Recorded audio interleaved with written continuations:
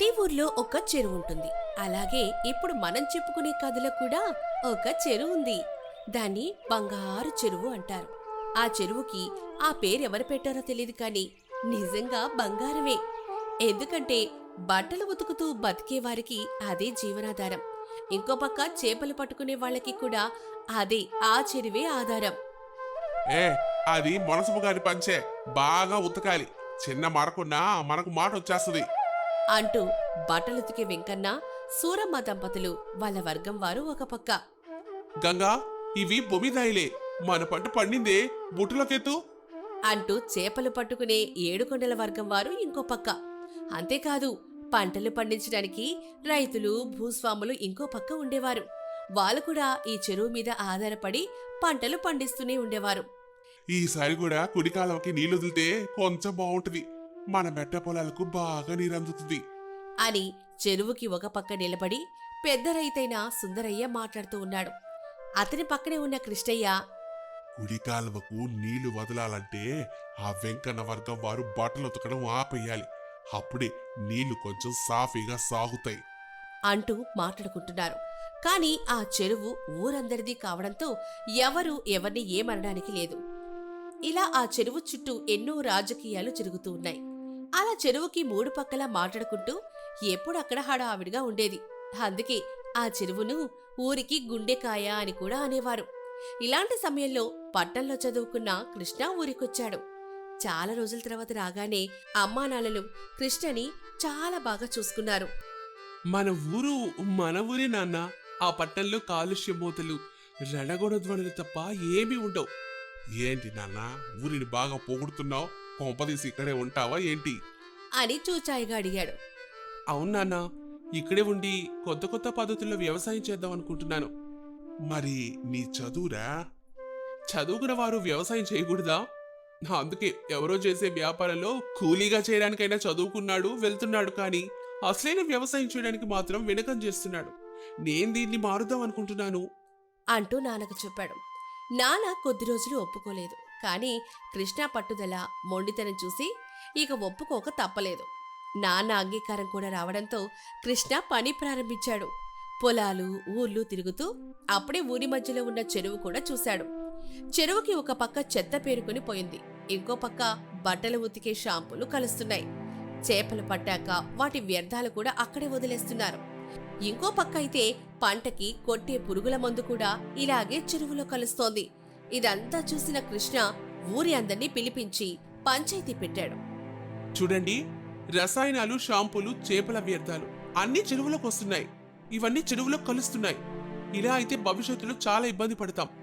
అలా చేయడం ఆపండి అని చాలా మర్యాదపూర్వకంగా చెప్పాడు. కాని దానికి ఎవ్వరూ సానుకూలంగా స్పందించలేదు.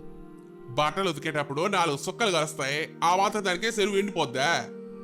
చేపలు అక్కడే శుభ్రం చేసి ముక్కలు ముక్కలుగా చేసేటప్పుడు వాటి వ్యర్థాలు కూడా అక్కడ కాక ఇంకెక్కడ ఉండాలి?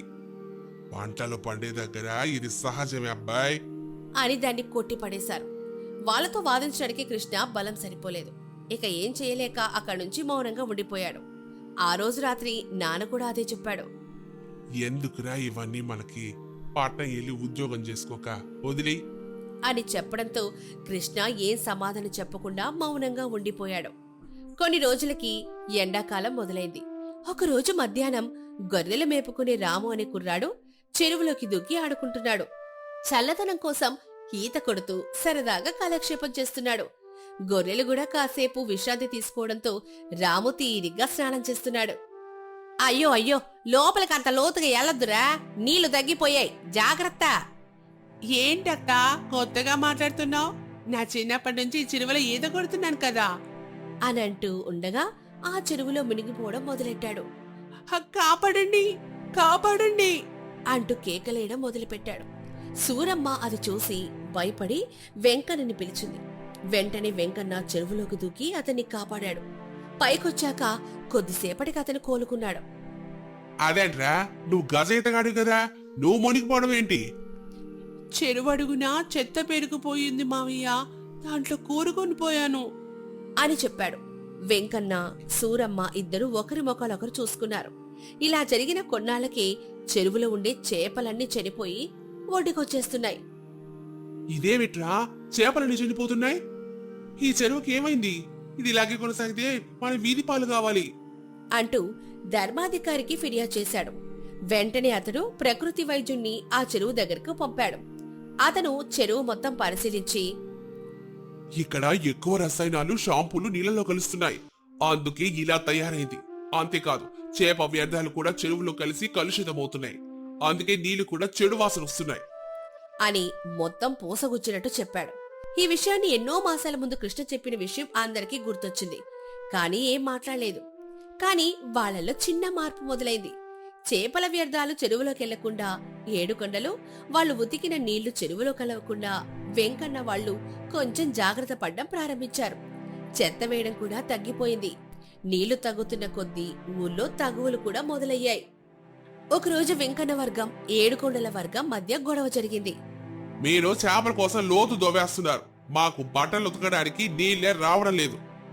మీరు సబ్బులేసి నీళ్లు పాడు చేస్తున్నారు, మాకు చేపలు చస్తున్నాయి, మీరేం చదువుతున్నారు అంటూ రెండు వర్గాలు రోజు గొడవ పడుతూ ఉండేవి. ఇద్దరు ఒకరోజు పొలంలో ఉన్న కృష్ణ దగ్గరికి వెళ్లారు. బాబు, మమ్మల్ని క్షమించండి, మీరు ఆ రోజు చెప్పిన దాన్ని మేము తెలుసుకోలేకపోయాం. నువ్వు చెప్పింది అక్షర సత్యం బాబు అంటూ జరిగిందంతా చెప్పాడు. పోనీలేండి, ఇప్పటికైనా తెలుసుకున్నారు కదా. మన ఊరికి ఒకటే చెరువు కదా, ఇక నుంచైనా జాగ్రత్తగా చూసుకుందాం. ఎలా చూసుకోవాలి బాబు? ఈ ఏడుకొండల వల్ల వాళ్ళను మునగడం కోసం చెరువుని తవ్వి పడేస్తున్నారు. మాటలు మర్యాదగా రాని వెంకన్న, మేం బతికేది ఆ చెరువు మీద, అలాంటి చెరువుని మేమెందుకు తవ్వి గడ్డి కొడతాం అని ఇద్దరూ మాట విసురుకున్నారు. ఇద్దరిని శాంతపరిచాడు కృష్ణ. మీ ఇద్దరి మాటల్ని బట్టి ఇద్దరు ఆ పని చేయలేదని అర్థమైంది. ఒక పని చేద్దాం, ఈ రోజు మీ ఇద్దరితో పాటు నేను కూడా చెరువు దగ్గరకు వస్తాను, చూద్దాం దీని వెనక ఎవరున్నారు అంటూ కృష్ణ ఇద్దరికీ చెప్పాడు. దాంతో ఇద్దరూ సమ్మతించారు. ఆ రోజు రాత్రి ఇద్దరితో పాటు కృష్ణ కూడా చెరువు చుట్టూ కాపలా కాస్తూ ఉన్నాడు. వాళ్ల పథకం ఫలించింది. పెద్ద భూస్వామిగా పేరు పొందిన రైతు సుందరయ్య పట్టుబడ్డాడు. సుందరయ్య గారు, మీరా? ఊరికి పెద్ద మనిషి వయ్యుండి ఇవేం పాడు బుద్ధులండి అంటూ ఇద్దరూ సుందరయ్యని తిట్టడం మొదలుపెట్టారు. మీరొక్క నిమిషం ఆగండి. సుందరయ్య గారు, మీలాంటి అనుభవజ్ఞులు చేశారంటే ఖచ్చితంగా ఏదో అర్థం ఉంటుంది. అసలు ఎందుకు ఇలా చేస్తున్నారు అంటూ కొంచెం గౌరవంగా ఆప్యాయంగా అడిగాడు. దాంతో సుందరయ్య ఇలా చెప్పాడు. నాకు భయం వేసింది, అందుకే ఇలా చేశాను. నాకు వేరే దారి కనపడలేదు. భయమా? ఎందుకు? రోజు రోజుకి నీళ్లు తగ్గిపోతున్నాయి. మా వ్యవసాయానికి ఈ నీళ్లే ఆధారం. అందుకే మొత్తం మాకే కావాలని ఇలా చేశాను అని తను చేసిన తప్పుని ఒప్పుకున్నాడు. ఈ ప్రపంచంలో ప్రతి ఒక్కరి వృత్తి ఉత్తమమైందేనండి, ఎవరిని తక్కువ చేయడానికి లేదు. అన్ని పనులు సమంగా సాగితేనే ఊరు సస్యశ్యామలంగా ఉంటుంది. కానీ అందరూ పంచుకునే అన్ని నీళ్లు ఈ చెరువులో లేవు కదా అని తనకున్న భయంతో అడిగాడు. దీనికి నా దగ్గర ఒక ఉపాయం ఉంది. రేపు పంచాయతీ ఏర్పాటు చేయండి, అక్కడ చెప్తాను అని చెప్పాడు. దానికి అందరూ ఒప్పుకున్నారు. ఆ తర్వాత రోజు కోడికూతతోనే పంచాయతీ ప్రారంభమైంది. ఆ చెరువు విలువతో పాటు కృష్ణ విలువ కూడా అందరికీ తెలియడంతో ఈసారి కృష్ణ చెప్పిన మాటల్ని అందరూ అంగీకరించారు. ఆ రోజు వారు గ్రామ సభలో పెద్ద నిర్ణయం తీసుకున్నారు. అదే ఆ ఊరి తలరాతని మార్చేసింది.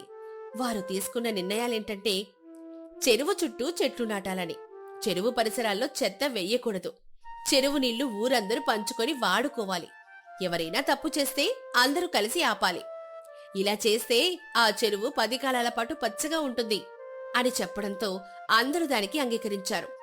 రోజులు గడిచాయి. చెరువు చుట్టూ పచ్చదనం పెరిగింది. నీళ్లు మళ్లీ నిండాయి. పంటలు పండాయి. గుండెకాయ లాంటి ఆ చెరువును వీళ్లు కాపాడుకోవడంతో ఆ చెరువు కూడా వీళ్లను కాపాడింది. ఇప్పుడు ఊరందరూ చెట్ల కింద బలలేర్పాటు చేసుకుని అందరూ కలిసిమెలిసి బతుకుతున్నారు. కృష్ణ ఎప్పటిలాగానే తన వ్యవసాయం తను చేసుకుంటున్నాడు. ఊరికి ఒక్కటే చెరువు, కానీ కృష్ణ లాంటి వాడు కూడా ఊరికి ఒక్కడుండాలి. ఒక సువర్ణగిరి అనే రాజ్యం ఉండేది. ఆ రాజ్యాన్ని ధర్మరాజు అనే మహారాజు ధర్మబద్ధంగా పరిపాలిస్తుండేవాడు. ఆ రాజుపు సరిహద్దుల్లో రామయ్య అని పేద వంటవాడు తన భార్య పార్వతితో కలిసి ఒక చిన్న పూరి గుడిసెలో నివసించేవాడు. రామయ్యకు వంట చేయడంలో ఉన్న నేర్పు మరెవ్వరికీ లేదు. కాని అతని దారిద్ర్యం అతన్ని బయట ప్రపంచానికి తెలియకుండా చేసింది. ఒకరోజు పార్వతి ఇంట్లో రామయ్యతో ఇలా అంటుంది. యావండి, కాసేట చూడండి, ఈ పూటకి వండడానికి ఇంట్లో పిడిగడి బియ్యం కూడా లేవు. మన కష్టాలు ఎప్పుడు తీరతాయో ఏమో. కంగారు పడకు పార్వతి, దేవుడు ఏదో ఒక దారి చూపిస్తాడు. ఈ రోజు ఊరి చివర చిన్న పెళ్ళుంది. అక్కడికి వెళ్ళి వంట చేస్తే వాళ్ళిచ్చే అరాకర డబ్బులతో ఈ వారం గడిచిపోతుంది. ఎన్నాళ్ళు ఇలా ఇతరుల దగ్గర ఆరాకొర జీతానికి పని చేస్తారు? ఈ రోజే నగరంలో దండోర వేశారండి. రాజుగారి కోటలో విందు కోసం కొత్త వంటకాలు కావాలట. మీరెళ్ళి మీ ప్రతిభని ఎందుకు నిరూపించుకోకూడదు? కోట అంటే సామాన్యమైన విషయం కాదు పార్వతి. అక్కడ పెద్ద పెద్ద వంటగాళ్ళు ఉంటారు. నాలాంటి పేదవాడిని లోపలికి రాణిస్తారంటావా? రుచికి పేద ధరిక భేదం ఉండదు కదండి. మీ చేతి వంట తింటే మహారాజు గారు ఖచ్చితంగా మిమ్మల్ని మెచ్చుకుంటారు. నా మాటిని ఈ రోజే కోటకు బయలుదేరండి. సరే పార్వతి, నీ నమ్మకమే నా ధైర్యం. ఇప్పుడే బయలుదేరుతాను. అలా చెప్పి రామయ్య కోట వంటశాలకు చేరుకుంటాడు. అక్కడ ప్రధాన వంటగాడు వీరన్న అనే వ్యక్తి రామయ్యను అటగిస్తాడు. ఆగో, ఎక్కడికి వెళ్తున్నావు? చూస్తుంటే ఏదో బిచ్చగాళ్ళ ఉన్నావే. ఇది మహారాజు గారి వంటశాల. ఇక నీకేం పని? అయ్యా, నా పేరు రామయ్య, వంటోండి. రాజుగారు వంటకాల కోసం ప్రకటన చేశారని తెలిసొచ్చాను. ఒక్క అవకాశం ఇవ్వండి అయ్యా. నీలాంటి వాళ్ళు రోజుకు 10 మంది వస్తుంటారు. ఇక్కడ వంట చేయాలంటే ఎంతో అనుభవం ఉండాలి. పో, పోయి ఎక్కడైనా చిన్న హోటల్ పని చూసుకో. అదే సమయంలో అక్కడ పాత్రలు శుభ్రం చేస్తున్న సుబ్బయ్య అనే మరో మొసలి వంటవాడు రామయ్య పరిస్థితి చూసి జాలిపడతాడు. వీరన్న గారు, ఆ వయసు మళ్ళిన వ్యక్తిని అలా పంపకండి.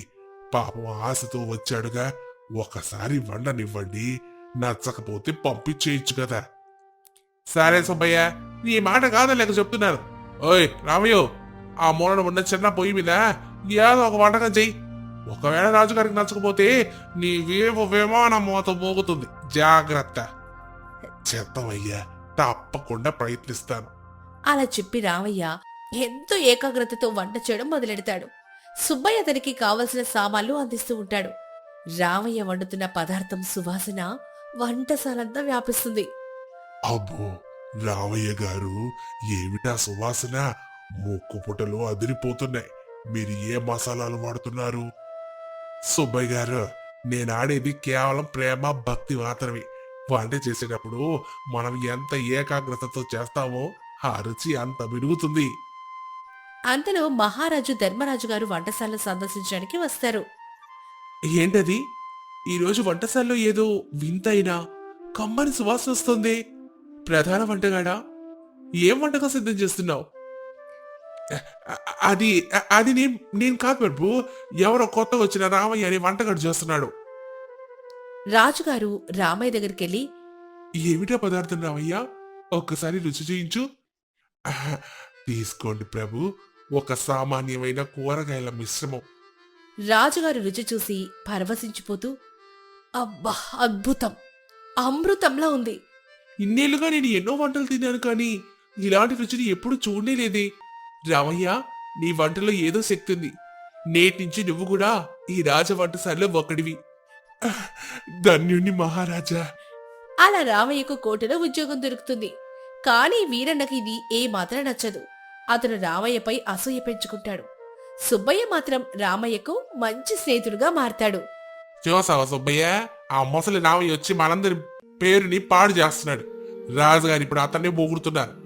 ఏదో ఒకళ్ళు అతన్ని ఇక్కడి నుంచి పంపించేయాలి. ఎందుకు వీరన్న గారు?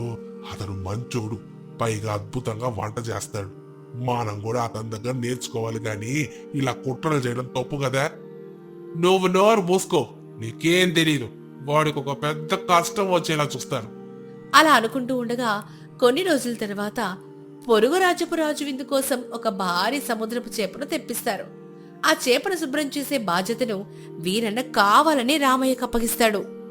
రామయ్య, ఈ చేప చాలా అరుదైంది. దీన్ని కోయడం చాలా కష్టం.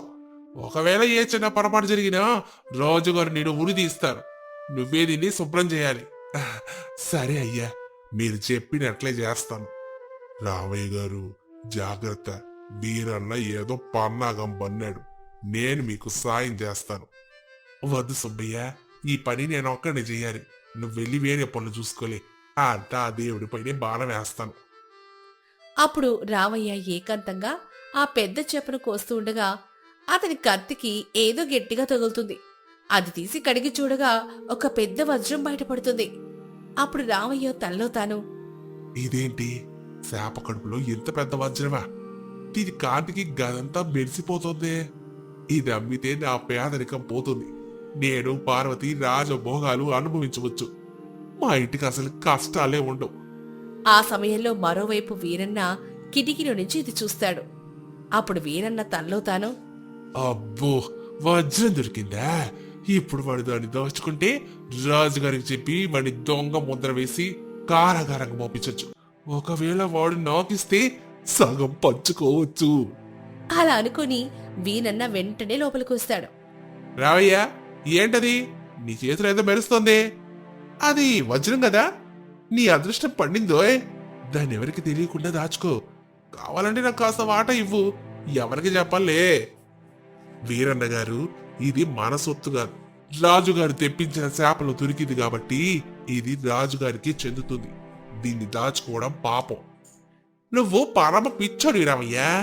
రాజుగారికి ఇప్పటికీ బోల్డ్ అంత వస్తుంది. ఈ ఒక్క వజ్రంతో ఆయనకు వచ్చే నష్టమేమీ లేదు. కానీ నీ జీవితం మారిపోతుంది. ఆలోచించు. క్షమించండి వీరన్న గారు. నా పేదరికం నా ఆకలిని పెంచిందేమో గాని నా నిజాయితీని చంపలేదు. నేనిప్పుడే వెళ్లి మహారాజు గారికి దీన్ని అప్పగిస్తాను. అలా అని రామయ్య బయలుదేరుతూ ఉండగా సుబ్బయ్య ఎదురవుతాడు. రామయ్య గారు, ఏమైంది? వీరన్న గారు ఎందుకు అంత కోపంగా ఉన్నారు? సుబ్బయ్య, ఈ చేపలో వజ్రం దొరికింది. దీన్ని రాజుగారికి ఇవ్వడానికి వెళ్తున్నాను. వీరన్న గారు నన్ను దొంగతనం చేయమంటున్నారు. రామయ్య గారు, మీ నిజాయితీకి నా జోహార్లు. మీరెళ్ళండి. ఈ వీరన్న గురించి నేను చూసుకుంటాను. అలా రామయ్య నేరుగా రాజసభకు చేరుకుంటాడు. అక్కడ రామయ్యను అడిగించిన సైనికులను తోసుకుని లోపలికెళ్తాడు. ఆగు రామయ్య, రాజుగారు చర్చల్లో ఉన్నారు. ఇప్పుడు లోపలికి వెళ్ళడం నిషిద్ధం. ప్రాణాల కంటే విలువైన విషయం ఇది. దయచేసి నన్ను అనుమతించండి. ఆ సమయంలో రాజుగారు రామయ్యను చూసి దగ్గరకు పిలుస్తారు. ఏమిటి రామయ్య, ఇంత ఆందోళనగా ఉన్నావు? చేప వంటకం పూర్తయిందా? మహారాజా, చేప వంటకం కంటే ముఖ్యమైన విషయం ఒకటి ఉంది. ఇదిగోండి, ఆ చేప కడుపులో ఈ వజ్రం దొరికింది. ఇది మీ రాజపు సొత్తు. దీన్ని స్వీకరించండి. ఆశ్చర్యంతో వజ్రాన్ని అందుకుని రాజుగారు, ఇది సామాన్యమైన వజ్రం కాదు రామయ్య. దీని విలువ కొన్ని లక్షల బంగారు నాణాలుంటుంది. రామయ్య, దీన్ని నువ్వు దాచుకోవచ్చు కదా. నీ దారిద్ర్యం తీరిపోయింది కదా. మహారాజా, దారిద్ర్యం కంటే దొంగతనం భయంకరమైంది. పరుల సొమ్ముతో కడుపు నింపుకోవడం నాకిష్టం లేదు. నా నిజాయితీనే నా ఆస్తి. ఇంతలో వీరన్న సభలోకి పరిగెత్తుకుంటూ వచ్చి నాటకం మొదలెడతాడు. మహారాజా, ఈ రామయ్య అబద్ధం చెప్తున్నాడు. వాడు వజ్రం దొరికినప్పుడు దాన్ని దాచుకోవాలని చూశాడు. నేను చూసి గద్దించేసరికి బయటపడతాననే భయంతో ఇప్పుడు వచ్చి మీకు ఇస్తున్నాడు. వాణ్ణి శిక్షించండి. రాజుగారు తీక్షణంగా చూస్తూ, ఇది నిజమా రామయ్య? సభలోకి ప్రవేశిస్తూ సుబ్బయ్య, కాదు మహారాజా, వీరన్న అబద్ధం చెప్తున్నాడు. రామయ్యకు ఆశ చూపించింది, దొంగతనం చేయమని ప్రోత్సహించింది వీరన్నే. నేను కిటికీ దగ్గర నుండి అంతా విన్నాను. రామయ్య గారు ఏమాత్రం ఆశపడలేదు. వీరన్న, నీ కుట్రలు నాకు తెలియమనుకున్నావా? ఎప్పటి నుండో నీ గురించి ఫిర్యాదులు వస్తున్నాయి. రామయ్య నిజాయితీని శంకించినందుకు నిన్నిప్పుడే వంటశాల నుంచి తొలగిస్తున్నాను. క్షమించండి ప్రభు, నా తప్పు తెలుసుకున్నాను. శిక్ష తప్పదు. సైనికులారా, వీరన్నను కోట వెలుపులకు పంపేయండి. అలా చెప్పగానే వీరన్నను భటులు బయటకు పంపుతారు. రాజుగారు రామయ్య వైపు తిరిగి చిరునవ్వుతో చూస్తారు. రామయ్య, నీ రుణం నేను తీర్చుకోలేను. వజ్ర విలువ కంటే నీ మనసు విలువ గొప్పది. నేటి నుండి నిన్ను ఈ రాజ్యపు ప్రధాన వంటవాడిగా నియమిస్తున్నాను. నీకొక గొప్ప భవనాన్ని, జీవితాంతం సరిపడే సంపదనిస్తున్నాను. సుబ్బయ్య నీకు సహాయకుడిగా ఉంటాడు. రామయ్య కళ్ళమట నీళ్లతో, మీ దయ మహారాజా, నాలాంటి పేదోడికి ఇంత గౌరవం ఇస్తారని అస్సలు ఊహించలేదయ్యా. రామయ్య గారు, మీరు దీనికి అర్హులు. నిజాయితీగా ఉంటే ఎప్పటికైనా విజయం వరిస్తుంది. అప్పుడు రామయ్య తన ఇంటికెళ్ళి పార్వతికి జరిగిందంతా వివరిస్తాడు. యావండి, చూశారా, మనం పడ్డ కష్టాలన్నీ ఈ రోజుతో తీరిపోయినాయి. మీరు రాజుగారికి వజ్రం ఇచ్చారు. దేవుడు మీకు అంతకంటే విలువైన గౌరవాన్ని ఇచ్చాడండి. అవును పార్వతి, నిజాయితీ కంటే గొప్ప సంపద ఈ లోకంలో మరొకటి లేదు. మనం ఎన్ని కష్టాల్లో ఉన్నా సరే ధర్మం తప్పకూడదు. ఆ రోజు నుంచి రామయ్య దంపతులు సుఖంగా జీవించారు. సుబ్బయ్య రామయ్యకు తోడుగా ఉన్నాడు. సువనగిరి రాజ్యంలో రామయ్య పేరు నిజాయితీకి మారుపేరుగా నిలిచిపోయింది. మరి ఈ కథ ద్వారా మనం తెలుసుకున్న నీతేంటో తెలుసా? నిజాయితీ ఎప్పటికైనా మంచి ఫలితాన్ని ఇస్తుంది. అన్యాయంగా సంపాదించిన ధనం ఎప్పుడూ సుఖాన్నివ్వదు.